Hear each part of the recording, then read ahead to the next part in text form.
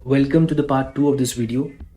Previous video में हमने देखा था कि कैसे बांग्लादेश से लोग हमारे देश में आ रहे थे भाग के, और इसकी वजह से इंदिरा गांधी पे दबाव बढ़ता जा रहा था, लोगों का भी और नॉर्थ ईस्ट स्टेट्स में जो सरकारें थी उनका भी। लोग ये सवाल कर रहे थे कि जब हमारे पास खुद खाने को पैसे नहीं हैं, हम क्यों किसी और को खाना खिलाएं, क्यों किसी और को अच्छी हेल्थ सर्विसेज, एजुकेशन सर्विसेज मुहैया करवाएं। यही कारण थे कि इंदिरा गांधी पे दबाव बढ़ता ही जा रहा था। और इसी बीच काफी और ऐसी घटनाएं हो गई जो शायद इंदिरा गांधी के डाउनफॉल का रीजन बनी। 1973 से ये घटनाएं होना शुरू हुई, लेकिन उसके पहले हम थोड़ा बैकग्राउंड समझेंगे कि 1971 में देश की क्या स्थिति थी। इंदिरा गांधी बहुत पावरफुल मैंडेट के साथ जीत करके आई थी। 350 से ज्यादा सीटें उनके पास थी। और 1972 में स्टेट्स में भी इलेक्शन होने थे। उस समय ऐसा था कि मेजरली ऑलमोस्ट हर एक स्टेट और सेंटर के चुनाव एक ही समय पे होते थे, लेकिन सिंस इंदिरा गांधी ने 1972 में होने वाले लोकसभा चुनावों को एक साल से प्रीपोन किया था, अब यह सर्कल टूट चुका था। बट स्टिल 1972 में स्टेट की जो विधानसभाएं हैं, स्टेट की लेजिस्लेटिव असेंबलीज हैं, उनमें इलेक्शंस होने थे। एंड 1972 में ये इलेक्शंस कंडक्ट करे गए। 13 स्टेट्स में चुनाव हुआ। और उस समय सिंस पाकिस्तान के अभी अभी 2 टुकड़े किए गए थे और लीडर थी इंदिरा गांधी, तो उस समय इमीडिएटली इंदिरा गांधी की पॉपुलैरिटी बहुत चरम पर थी। लोग काफी पसंद करते थे। लोग समझते थे कि ये एक इकलौती ऐसी लीडर है जो शायद हमारे नेशनल इंटरेस्ट के बारे में सोच सकती है, हमारे बॉर्डर्स को सिक्योर कर सकती है। इसी एक कॉल के साथ और पॉवर्टी एलिविएशन मेजर्स के साथ इंडियन नेशनल कांग्रेस ने 13 स्टेट्स में चुनाव लड़े। और उस समय इंदिरा गांधी की पॉपुलैरिटी की वजह से 13 की 13 स्टेट्स में कांग्रेस को जीत मिली, कांग्रेस ने सरकारें बनाई। उस समय कहा जाता है कि इंदिरा गांधी इकलौती ऐसी नेता थी जो पूरे ऑपोजिशन से लड़ रही थी। जिस तरह से आज कहा जाता है कि एक तरफ ऑपोजिशन है, एक तरफ प्राइम मिनिस्टर मोदी है, उसी तरीके से उस समय भी एक तरफ ऑपोजिशन थी, एक तरफ इंदिरा गांधी थी। इवन अटल बिहारी वाजपेयी ने इतना तक कहा था कि एक तरफ हम सब लड़ रहे हैं और दूसरी तरफ इंदिरा गांधी अकेली हर एक सीट से लड़ रही हैं। ये बात अच्छी नहीं है, मोनोपोली कभी भी नहीं होनी चाहिए। उस समय ऐसा था और इंदिरा गांधी को अब सिंस 13 स्टेट्स में सरकार बन चुकी थी, लोकसभा में उनके पास मेजॉरिटी थी। राज्यसभा स्टेट गवर्नमेंट से ही बन करके आती है, स्टेट लेजिस्लेटिव असेंबली के ही लोग चुनते हैं और राज्यसभा में मेंबर्स को भेजते हैं। तो लोकसभा इंदिरा गांधी के पास थी, राज्यसभा में इंदिरा गांधी के पास स्ट्रेंथ थी, और ऑलमोस्ट सारी स्टेट्स इंडियन नेशनल कांग्रेस की सरकार के साथ चल रही थी, यानी इंदिरा गांधी के ही नुमाइंदे वहां पर थे। अब इंदिरा गांधी के पास बहुत पावरफुल स्ट्रेंथ होने के कारण उन्होंने बैक टू बैक अमेंडमेंट्स किए। एक ही साल में 24th अमेंडमेंट से लेकर के 31st अमेंडमेंट उन्होंने कर डाले। 24, 25, 26, 27 बैक टू बैक अमेंडमेंट्स आ रहे थे। काफी लोग ये भी कह रहे थे कि ये तो तानाशाही है, आपका जो मन करता है उसी तरीके से आप अमेंडमेंट कर देते हैं। इसी में एक 30th अमेंडमेंट है जो बहुत इंटरेस्टिंग रीजंस की वजह से आया था, तो वो मैं जरूर आपको बताना चाहूंगा। संजय गांधी जो इंदिरा गांधी के छोटे बेटे थे, जो इंदिरा गांधी के बड़े बेटे थे राजीव गांधी, जो एयर इंडिया में पायलट थे, उन्हें राजनीति में कोई इतना इंटरेस्ट नहीं था, ना ही वो इतना एक्टिव पॉलिटिक्स में आते थे। लेकिन संजय गांधी ऐसे थे जो पॉलिटिक्स से दूर जाते ही नहीं थे। संजय गांधी कुछ बहुत इंटेलिजेंट इंसान नहीं थे, कैसे तैसे उन्होंने पढ़ाई करी, देन इंग्लैंड में जाके एक कार की फैक्ट्री में काम किया, थोड़ा सा काम सीखा, एंड देन वापस आए। वो चाहते थे कि हम मारुति सुजुकी का एक प्लांट लगाएं। मारुति सुजुकी की गाड़ियां वो मैन्युफैक्चर करना चाहते थे। इसके लिए ये कहा जाता है, हरियाणा के उस समय चीफ मिनिस्टर बंसी लाल, जो कि इंडियन नेशनल कांग्रेस के ही मेंबर थे, ये कहा जाता है कि बंसी लाल ने संजय गांधी को 320 एकड़ से भी ज्यादा जमीन अलॉट करी कि यहां पर मारुति सुजुकी का प्लांट बनाइए। अब ये एक ऐसा इवेंट था जिसने डायरेक्टली करप्शन के चार्जेस इंदिरा गांधी पे लगा दिए, बिकॉज इंदिरा गांधी के ही बेटे थे संजय गांधी। और इस समय जैसे कि मैंने बताया एक अमेंडमेंट हुई, 30th अमेंडमेंट। उसको समझने के लिए हमें समझना पड़ेगा कि 30th अमेंडमेंट से पहले सुप्रीम कोर्ट की एपेलेट ज्यूरिसडिक्शन क्या थी। ऐसा था कि अगर कोई सिविल मैटर है, मींस कोई क्रिमिनल मैटर नहीं है, लेन देन का मामला है, शादी ब्याह को लेकर के या पैसों का कुछ मामला है, प्रॉपर्टी का मामला है, सिविल मैटर्स उन्हें कहते हैं हम। अगर कोई ऐसा सिविल मैटर है और जो भी चीज लेकर के डिस्प्यूट है, कोई लैंड या पैसा, जो भी डिस्प्यूट है उसकी वैल्यू 20,000 रुपए से ज्यादा है, तो उस केस में हाई कोर्ट के डिसीजन के अगेंस्ट हम सुप्रीम कोर्ट में डायरेक्टली अपील कर सकते थे। फॉर एग्जाम्पल, अगर दो लोग हैं, रमेश और सुरेश, इन दोनों के बीच में एक जमीन को लेकर के विवाद है, झगड़ा है, उस जमीन की वैल्यू है 21,000 रुपया और रमेश उस लैंड की पोजीशन लेने के लिए हाई कोर्ट में गए। हाई कोर्ट ने कहा कि ये जमीन रमेश को दी जाए। अब सुरेश चाहे तो इसके अगेंस्ट सुप्रीम कोर्ट में अपील कर सकते हैं क्योंकि वैल्यू 20,000 रुपए से ज्यादा है। ये था 30th अमेंडमेंट के पहले।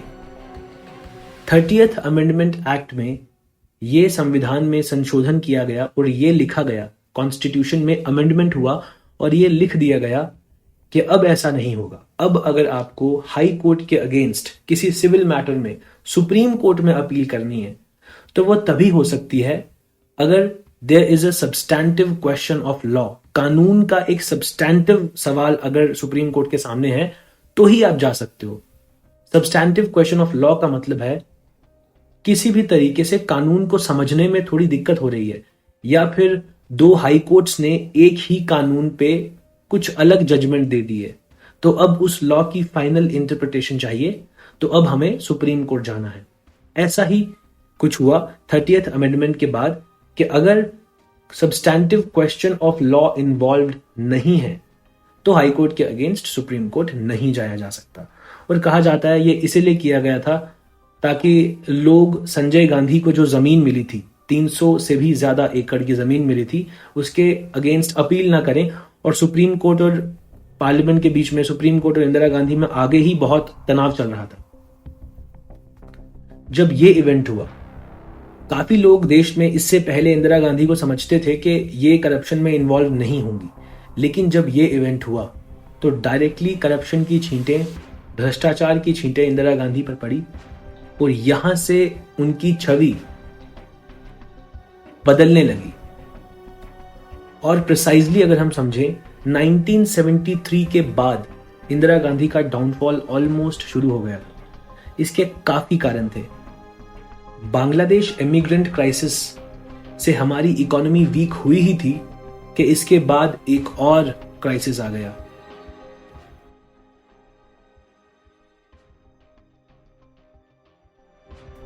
आज 2021 में इजराइल और पैलेस्टीन के बीच में एक वॉर लाइक सिचुएशन बनी हुई है। ऐसा ही कुछ सिचुएशन बना था 1973 में। एक तरफ इजराइल थी, एक तरफ सभी अरबिक नेशंस, अरब देश। 1973 में एक वॉर हुई जिसे हम कहते हैं योम किपुर वॉर या फिर रमदान वॉर या फिर अक्टूबर वॉर, सिंस वो अक्टूबर में हुई थी। इस वॉर में एक तरफ अरबिक नेशंस थे, 5 अरब देश थे और दूसरी तरफ अकेला इजराइल। फिर भी इजराइल ने 5 अरबिक देशों को बहुत ज्यादा हानि पहुंचाई, बहुत वॉर डैमेजेस करे, जिसके कारण अरबिक नेशंस बहुत परेशान थे। और इसी समय काफी और देशों ने इजराइल का सपोर्ट किया, डिप्लोमेटिकली इजराइल को सपोर्ट किया, like United states, United kingdom, Japan, Canada और भी काफी देश थे जिन्होंने फॉर्मली और इनफॉर्मली इजराइल को सपोर्ट किया। और ये बात अरबिक नेशंस को बिल्कुल पसंद नहीं आई। अरब देशों के बारे में अगर आप जानेंगे तो आपको ये मालूम होगा कि ये मिडल ईस्ट के एरिया में अरबिक नेशंस हैं। मिडल ईस्ट, इस एरिया में दुनिया का सबसे ज्यादा क्रूड ऑयल निकलता है। क्रूड ऑयल मीन्स कच्चा तेल। बहुत ज्यादा ऑयल फील्ड्स हैं जहां से कच्चा तेल निकाला जाता है और इस कच्चे तेल को बाद में प्रोसेस किया जाता है एंड देन वो हमारे घरों में यूज़ होता है एज कुकिंग ऑयल, या फिर हम उसको पेट्रोल की फॉर्म में यूज़ करते हैं या डीजल की फॉर्म में यूज़ करते हैं, ये उसी कच्चे तेल को रिफाइन करने के बाद किया जाता है। अरबिक नेशन, जिनके पास सबसे ज़्यादा तेल है, वो पूरे दुनिया में क्रूड ऑयल एक्सपोर्ट करते हैं। और अब वो देख रहे हैं जिन कंट्रीज में ऑयल जाता है, यूएस, यूके, जापान, ये सभी लोग हमारे विरुद्ध खड़े हैं, इजराइल को सपोर्ट कर रहे हैं जो दूसरी तरफ से युद्ध कर रहा है। इस चीज को देखते हुए इन सभी ने ये डिसाइड किया कि हम इन लोगों को ऑयल देंगे ही नहीं। एक ऑर्गेनाइजेशन है, organisation for Arab petroleum export countries.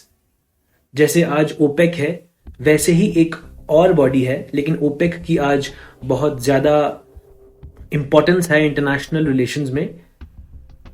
तो organisation for Arab petroleum export countries ने यह डिसाइड किया कि जो देश इजराइल को सपोर्ट कर रहे हैं, हम उन्हें ऑयल देंगे ही नहीं।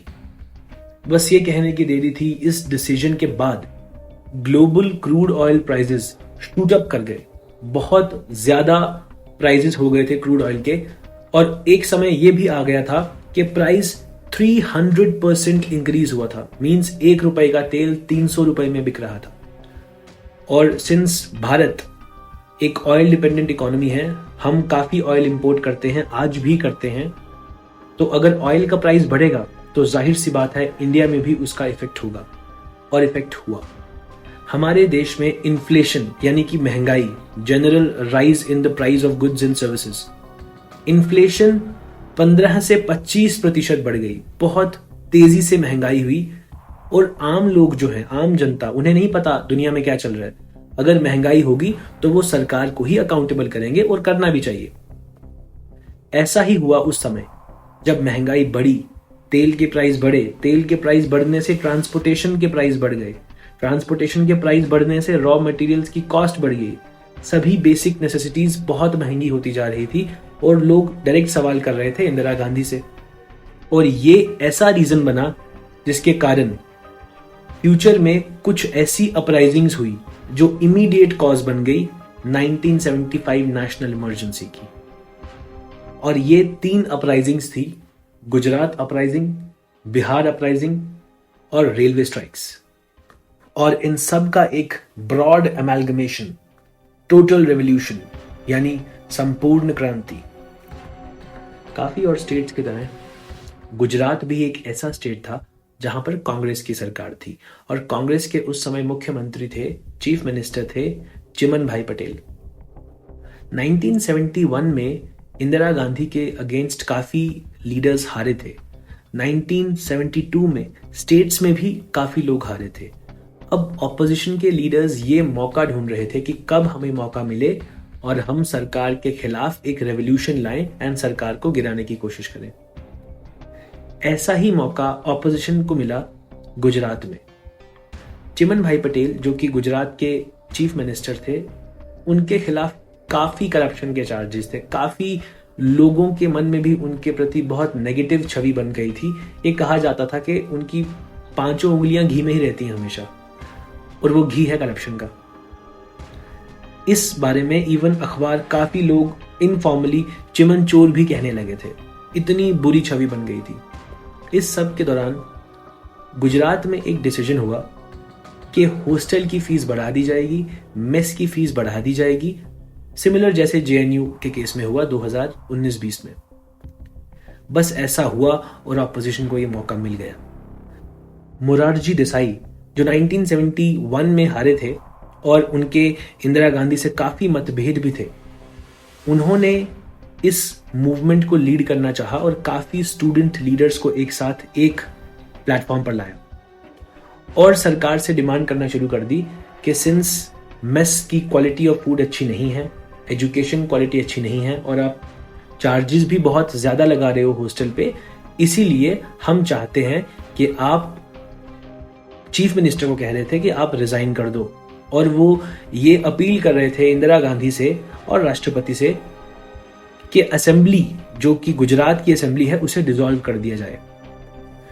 ये काफी बड़ी बात थी। एक चुनी हुई सरकार को डिसॉल्व करना, सरकार गिराना, ये बहुत बड़ा था। इंदिरा गांधी भी नहीं चाहती थी कि किसी एक स्टेट में ऐसा हो। लेकिन मोरारजी देसाई ने काफी लंबा रेवोल्यूशन करा। इस रेवोल्यूशन में मोरारजी देसाई को एक और बहुत ही फेमस लीडर ने ज्वाइन किया। वो थे जेपी नारायण, जयप्रकाश नारायण। एक सोशलिस्ट नेता थे। 1942 में क्विट इंडिया मूवमेंट में भी इन्होंने एक्टिवली काम किया था और गांधीवादी नेता थे। गांधी की विचारों को बहुत प्रमोट करते थे। इवन ये कहा जाता है कि 1950s में प्राइम मिनिस्टर नेहरू ने जयप्रकाश नारायण को ये प्रपोज किया कि आप प्लीज हमारे कैबिनेट में आइए और कोई एक मिनिस्ट्री संभालिए, कोई एक मंत्रालय संभालिए। लेकिन जेपी नारायण गांधी की तरह चाहते थे कि मैं एक्टिव पॉलिटिक्स में इन्वॉल्व ना हूं, मैं सरकार में ना जाऊं और जैसे तैसे हो सके सोशल रिफॉर्म करूं। इसलिए उन्होंने नेहरू के इस प्रपोजल को रिजेक्ट कर दिया और 1970s तक वो एक्टिवली किसी भी सरकार के साथ जुड़े नहीं थे। हाँ, बैक एंड सपोर्ट जरूर रहती थी, लेकिन वो खुद चीफ मिनिस्टर या प्राइम मिनिस्टर नहीं बनना चाहते थे। और जेपी नारायण जो कि इंदिरा गांधी के अंकल थे, ये कहा जाता है कि जब इंदिरा गांधी प्रधानमंत्री बनी, जेपी नारायण को काफी उम्मीदें थी उनसे कि ये करप्शन से दूर होंगी। इनके अंदर शायद प्राइम मिनिस्टर नेहरू या महात्मा गांधी के कुछ आइडियल्स होंगे। एंड इन उम्मीदों से काफी उम्मीद लगा करके रखे थे, काफी ऑप्टिमिस्टिक थे इंदिरा गांधी को लेकर। लेकिन जब संजय गांधी केस हुआ जमीन का, 320 एकड़ जमीन बंसीलाल ने संजय गांधी को अलॉट करी, उसके बाद जेपी नारायण भी इंदिरा गांधी के खिलाफ खड़े होने लगे। एंड ऐसा ही उन्हें मौका मिला गुजरात में, जब एक रेवोल्यूशन चल रहा था, एक क्रांति चल रही थी। उस समय जेपी नारायण ने मोरारजी देसाई को ज्वाइन किया और दोनों एक भूख हड़ताल पे बैठ गए और उन्होंने ये डिमांड रखी कि अब हमें चिमन भाई पटेल का रेजिग्नेशन चाहिए और साथ ही साथ जो असेंबली है, लेजिस्लेटिव असेंबली, उसे हमें डिसॉल्व करना है। हम चाहते हैं कि गवर्नर उसे डिसॉल्व कर दे। इतने में ऐसा हुआ कि गुजरात के गवर्नर ने लेजिस्लेटिव असेंबली को सस्पेंड कर दिया। सस्पेंड करने का मतलब है कुछ समय के लिए रोक दिया, कोई काम नहीं होगा, लेकिन डिसॉल्व नहीं किया। लेकिन मोरारजी देसाई और जेपी नारायण चाहते थे कि असेंबली डिसॉल्व हो। मेयर सस्पेंशन से कुछ नहीं होगा, हमें चाहिए कि असेंबली डिसॉल्व हो। एंड फाइनली इस दबाव में आके, बहुत ज्यादा दबाव था इंदिरा गांधी पे, और भी कारण थे। Bangladesh crisis, global oil crisis चल रहा था, इकोनॉमी बहुत वीक हो गई थी और सच में करप्शन के बहुत चार्जेस थे। एंड फाइनली इंदिरा गांधी को झुकना पड़ा एंड गुजरात की लेजिस्लेटिव असेंबली को डिसॉल्व कर दिया गया। इस दौरान ये भी कहा जाता है कि काफी बार जो रेवोल्यूशनरीज हैं वो जाते थे, किसी एमएलए के घर के आसपास घिराव कर देते थे, उसे मजबूर करते थे, डरा के धमका के गोलियों की नोक पे उनसे इस्तीफा लेते थे, जो कि गलत था। और ये बात आ जाके इंदिरा गांधी तक भी पहुंची। करीबन 80 से 85 लीडर्स ने ऐसे ही इस्तीफा दिया था। इंदिरा गांधी तक ये बात जैसे ही पहुंची तो उन्हें लगा कि कुछ बदलाव लाना चाहिए और इसी रीजन की वजह से 33rd कॉन्स्टिट्यूशनल अमेंडमेंट एक्ट लाया गया। 33rd अमेंडमेंट में यह लिखा गया था कि अगर कोई एमएलए या एमपी अपना रेजिग्नेशन देता है, जो भी कॉम्पिटेंट अथॉरिटी है उन्हें जब रेजिग्नेशन दिया जाता है, तो कॉम्पिटेंट अथॉरिटी का पहला काम होगा ये फाइंड आउट करना कि क्या ये रेजिग्नेशन उन्होंने अपने मन से दिया है या उनपे किसी का दबाव है। और जब तक वो ये फाइनल ना हो जाए, मींस वो सेटिस्फाई ना हो जाए कि ये वॉलंटरीली रेजिग्नेशन दिया गया है, तब तक उस रेजिग्नेशन को एक्सेप्ट ना किया जाए। ये था 33rd कॉन्स्टिट्यूशनल अमेंडमेंट एक्ट और ये इसी कारण की वजह से आया था गुजरात में जो हुआ था। फाइनली गुजरात में असेंबली डिसॉल्व हो गई, चिमन भाई पटेल ने रिजाइन कर दिया और ये इस पूरे आंदोलन को नाम दिया जाता है पोस्ट इंडिपेंडेंस हिस्ट्री में नवनिर्माण आंदोलन। तो एग्जाम में कभी पूछा जा सकता है कि नवनिर्माण आंदोलन was associated with which state, तो दैट वाज गुजरात। एंड जो आज हमारे प्रधानमंत्री हैं, प्राइम मिनिस्टर नरेंद्र मोदी, कहा जाता है कि नवनिर्माण आंदोलन में प्राइम मिनिस्टर मोदी ने भी एक्टिवली पार्ट लिया था, मोरारजी देसाई के नेतृत्व में, जेपी नारायण के नेतृत्व में, और ये था नवनिर्माण आंदोलन। इससे इंदिरा गांधी पे बहुत ज्यादा दबाव पड़ा और पूरे देश में ये बात लोगों के मन में आ गई कि हाँ, करप्शन तो है, अगर वहां पे गलत हुआ है तो हमारे यहाँ पे, हमारे स्टेट में भी गलत हो रहा है। हमें भी कुछ ऐसा करना चाहिए जिससे पब्लिक लाइफ में सुधार आए। इंदिरा गांधी, जिन्हें आयरन लेडी कहा जाता था, उनकी भी पॉपुलैरिटी इस आंदोलन के बाद बहुत वीक हो गई थी और वो ये चाहती नहीं थी कि उनकी पॉपुलैरिटी वीक हो। और इसी सब के बीच में बिहार को भी ऐसा मौका लगा, बिहार में जो ऑपोजिशन थी उन्हें भी लगा कि अगर गुजरात में ऐसा हो सकता है तो बिहार में भी ऐसा हो सकता है, और बिहार में प्लानिंग्स शुरू हो गई। पूरा देश ये देख रहा था कि गुजरात में क्या हो रहा है, और बिहार भी ये देख रहा था कि गुजरात में जो हो रहा है हम भी चाहते हैं कि कुछ ऐसा हमारे यहाँ पे भी हो। बिहार में स्टूडेंट्स की कुछ डिमांड थी। एजुकेशन की क्वालिटी अच्छी नहीं है, वो अच्छी की जाए। मेस का खाना अच्छा नहीं है, वो अच्छा की जाए। और बेसिक एजुकेशन को लेकर के डिमांड। एंड देन अगेन एक हाइड्रा हेडेड टर्म कि करप्शन बहुत है। इन्हीं डिमांड से बिहार में एक कमेटी बनी, स्टूडेंट्स कमेटी। उस कमेटी के अध्यक्ष चुने गए लालू प्रसाद यादव, जो कि बाद में बिहार के चीफ मिनिस्टर भी बने और रेलवे मिनिस्टर भी बने सेंटर में। लेकिन बिहार में लालू प्रसाद यादव को अध्यक्ष चुना गया, प्रेसिडेंट चुना गया बिहार स्टूडेंट्स कमेटी का। और भी काफी नेता थे, रामविलास पासवान जो आज केंद्रीय मंत्री हैं, सुशील कुमार मोदी, इन सभी की भी यही डिमांड थी क्योंकि करप्शन बहुत ज्यादा हो गया बिहार में। मुख्यमंत्री पे चार्जेस लगाए जा रहे थे करप्शन के, क्योंकि करप्शन बहुत ज्यादा है, एजुकेशन क्वालिटी अच्छी नहीं है, आप गवर्न अच्छे से नहीं कर पा रहे हो। इसलिए ये डिमांड रखी कि अब चीफ मिनिस्टर को रिजाइन कर देना चाहिए, और ये डिमांड करी कि लेजिस्लेटिव असेंबली को भंग किया जाए और फिर से चुनाव करवाए जाए। बिहार के मुख्यमंत्री थे उस समय अब्दुल गफूर। उन्होंने पहले ही ये देखा था कि गुजरात में क्या हो रहा है, तो वो पहले ही इस बात से तैयार थे कि अब बिहार में भी ऐसा कुछ हो सकता है। इसी बीच ये जो स्टूडेंट्स रेवोल्यूशन था ये फेल होता हुआ नजर आ रहा था, कुछ खास बेनिफिट हो नहीं रहा था इससे। तो फाइनली कुछ स्टूडेंट लीडर्स ने बोला कि सिंस हम इसे संभाल नहीं पा रहे हैं तो हम एक बड़े लीडर को बुलाते हैं, कोई ऐसा जो इस मूवमेंट को सही गाइड कर सके, सही लीड कर सके। उस समय एक ही नाम सबके सामने आया, जयप्रकाश नारायण, जेपी नारायण।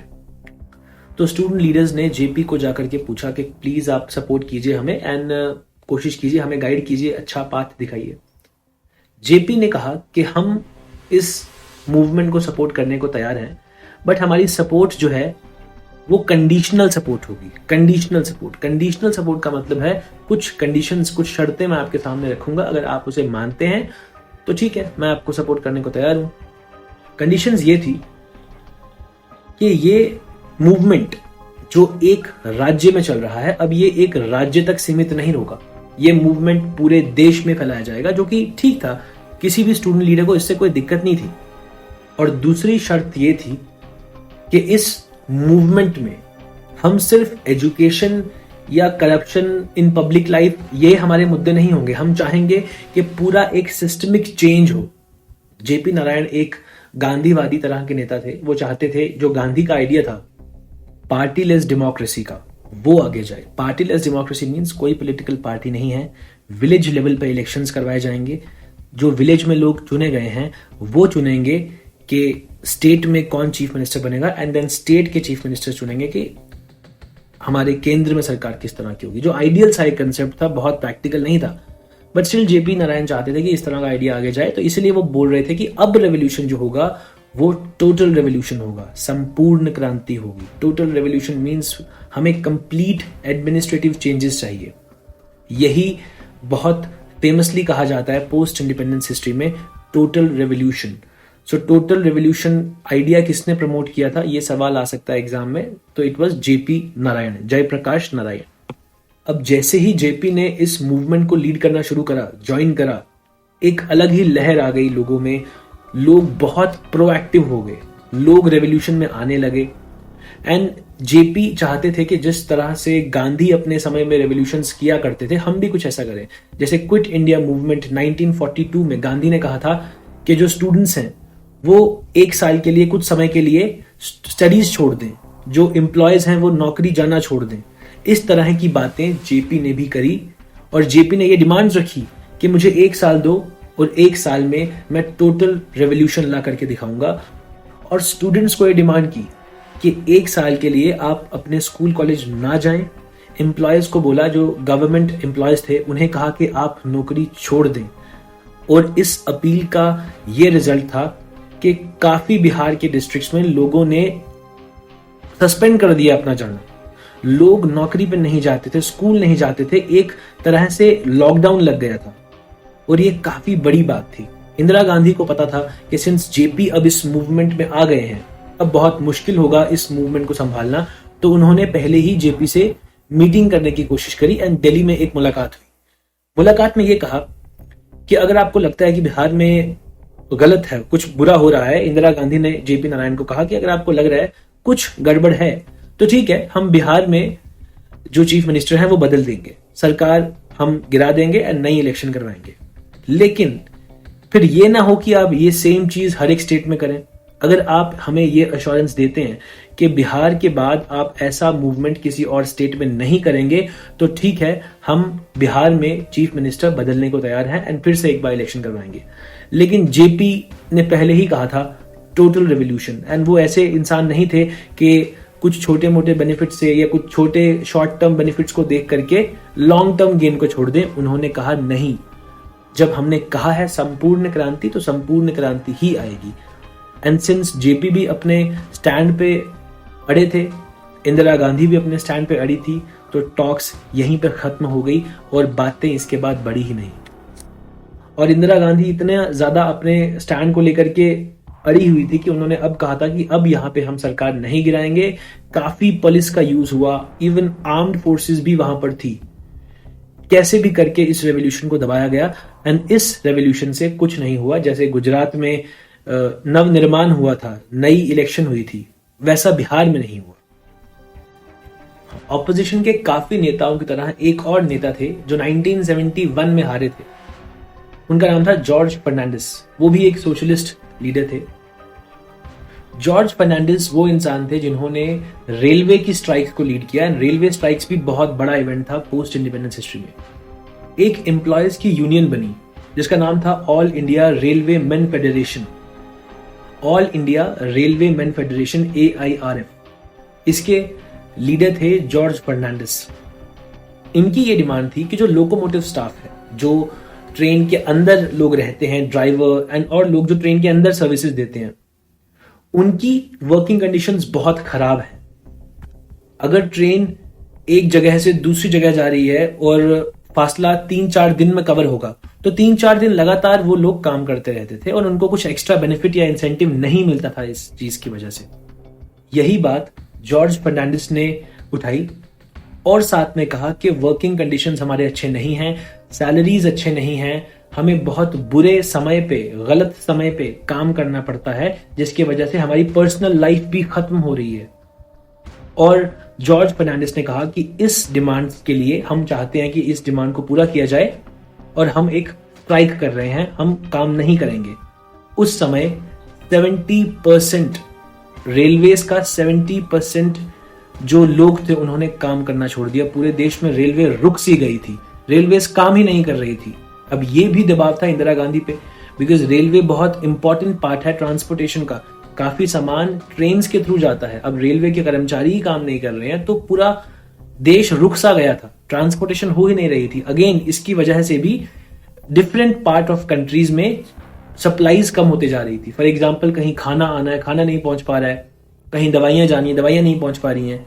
इस समय राष्ट्रपति देश के थे VV गिरी। वो एक्सप्लिसिटली कभी उन्होंने ऐसा कहा नहीं, बट ये सभी जानते हैं कि वो इंटरनली इस रेलवे स्ट्राइक के सपोर्ट में थे, बिकॉज वो भी चाहते थे कि जो इनकी डिमांड है वो पूरी की जाए। और ये बात इंदिरा गांधी को बिल्कुल पसंद नहीं आई। 8 मई को ये स्ट्राइक शुरू की गई और 27 मई को ये स्ट्राइक्स खत्म हो गई। और अगेन कुछ बहुत ज्यादा बेनिफिट नहीं हुआ, कुछ छोटे मोटे बेनिफिट हुए, बट बहुत ज्यादा बेनिफिट नहीं हुआ। अब ये स्ट्राइक जिसमें 70% रेलवे काम करना बंद कर गई, ये इतनी बड़ी strike all of a sudden खत्म कैसे हो गई? कुछ तो कारण रहा होगा और इसका एक बहुत बड़ा कारण था और वो कारण था पोखरण। 1950 से ही हमारा न्यूक्लियर प्रोग्राम शुरू हो गया था, लेकिन इतना एक्टिव नहीं था, बट आहिस्ता आहिस्ता हमने काम करना शुरू कर दिया था न्यूक्लियर वेपन बनाने के लिए। न्यूक्लियर वेपन दुनिया में 5 देशों के पास थे, जो कि परमानेंट 5 नेशन है आज यूनाइटेड नेशन सिक्योरिटी काउंसिल के। इंडिया चाहता था कि हमारे पास भी न्यूक्लियर वेपन हो, एंड 1970s के करीब करीब हमारा न्यूक्लियर वेपन ऑलमोस्ट तैयार हो गया था। अब बस कोई एक दिन चुनना था जब हम जो परमाणु परीक्षण है वो करें, न्यूक्लियर टेस्ट करें, एंड पूरी दुनिया को यह बता दें कि अब हमारे पास भी न्यूक्लियर वेपन है। बहरहाल उस समय लीडर इंदिरा गांधी थी। इंदिरा गांधी भी चाह रही थी कि कोई एक अच्छा दिन हो जिस दिन हम इस तरह का परीक्षण करें, एंड इस रेलवे स्ट्राइक के दौरान उन्हें लगा कि एक अच्छा दिन है भी है और साथ में एक अच्छी अपॉर्चुनिटी भी है। जब इंदिरा गांधी के खिलाफ एक पॉपुलर सेंटिमेंट बन गया, लोग इंदिरा गांधी के खिलाफ अपना ओपिनियन बना रहे हैं, इंदिरा गांधी चाहती थी कि अब मैं कुछ ऐसा करूं जिससे मेरी पॉपुलैरिटी बढ़े। इसीलिए 8 मई और 27 मई के बीच में, ये रेवोल्यूशन याद रखिएगा 8 मई से 27 मई तक चला है, इसके बीच में एक दिन डिसाइड किया गया जिस दिन बुद्ध पूर्णिमा थी, 18 मई को परमाणु परीक्षण किया गया पोखरण में। एंड जिस दिन ये हुआ इंटरनेशनल मीडिया में न्यूज आ गई, एंड कहीं ना कहीं ग्लोबल पावर्स इस बात को समझने पे मजबूर हो गई थी कि अब इंडिया भी एक मामूली देश नहीं है, India is a nuclear power. जैसे ये हुआ पूरे देश में इंदिरा गांधी के प्रति काफी लोग पॉजिटिव होने लगे कि यस, अगेन वही बात कि ये हमारे नेशनल इंटरेस्ट को बचाएंगी, हमारे बॉर्डर्स को बचाएंगी, कोई भी युद्ध हो युद्ध में हमें बचाएंगी, इस तरह की बातें की जाने लगी, जिसकी वजह से जो रेलवे स्ट्राइक थी वो वीक होते जा रही थी, एंड फाइनली 27 मई को रेलवे स्ट्राइक कॉल ऑफ कर दी गई। लेकिन जेपी नारायण अभी भी अपनी बात पर अड़े हुए थे कि हमें संपूर्ण क्रांति लानी है, टोटल रेवोल्यूशन करना है, तो काफी लोग उनके सपोर्ट में थे भी। ऐसा नहीं है कि जेपी की पॉपुलैरिटी खत्म हो गई थी। तो ये जो 3 अपराइजिंग्स थी, Gujarat, Bihar and railway strikes, इन्होंने इंदिरा गांधी को बिल्कुल कसकर बांध लिया था। अब इंदिरा गांधी जो भी काम करती थी उसे नेगेटिवली ही दिखाया जाता था नेशनल मीडिया में, लोगों में। और जहां ये सब बैकग्राउंड में चल रहा था, उसी समय एक last nail in the coffin, आखिरी कॉज, इमीडिएट कॉज हुआ, जिसके कारण इंदिरा गांधी को अब लगा कि अब हमें इमरजेंसी लगानी ही लगानी है। और वो हुआ 12 जून को 1975, जून 12। एक ऐसी डेट, एक ऐसी तारीख जो शायद इंदिरा गांधी की लाइफ का सबसे बुरा दिन था। 12 जून 1975 को 3 इवेंट हुए, 3 ऐसे इवेंट जो शायद इंदिरा गांधी के लिए एक बहुत बड़ा ब्लो थे। फर्स्ट, इंदिरा गांधी के बहुत एडवाइजर्स थे, कुछ 5 एडवाइजर थे इंदिरा गांधी के, और पांचों के पांचों कश्मीरी पंडित थे। अब ये कोइंसिडेंस भी हो सकता है। ये जो एडवाइजर्स थे, इनमें से एक जो इंदिरा गांधी के सबसे नजदीकी इंसान थे, उनका नाम था डीपी धर। डीपी धर इंदिरा गांधी के बहुत क्लोज अलाई थे, एंड उनके हर मुद्दे पे इंदिरा गांधी को वही सलाह देते थे। 12 जून को सुबह सुबह इंदिरा गांधी के घर पे एक फोन बजा, और उस फोन में एक बहुत बुरी खबर आई कि डीपी धर डाइड। और ये इंदिरा गांधी के लिए एक बहुत इमोशनल मोमेंट था कि उनके एक क्लोज अलाई, क्लोज एड की डेथ हो गई है। ये सुबह ही उन्हें खबर मिल गई, एंड इंदिरा गांधी काफी इमोशनल थी। इस सदमे से वो उभर पाती कि दोपहर को एक और बहुत बड़ा इवेंट हो गया जो शायद उनकी लाइफ का अगेन एक गेम चेंजिंग इवेंट था।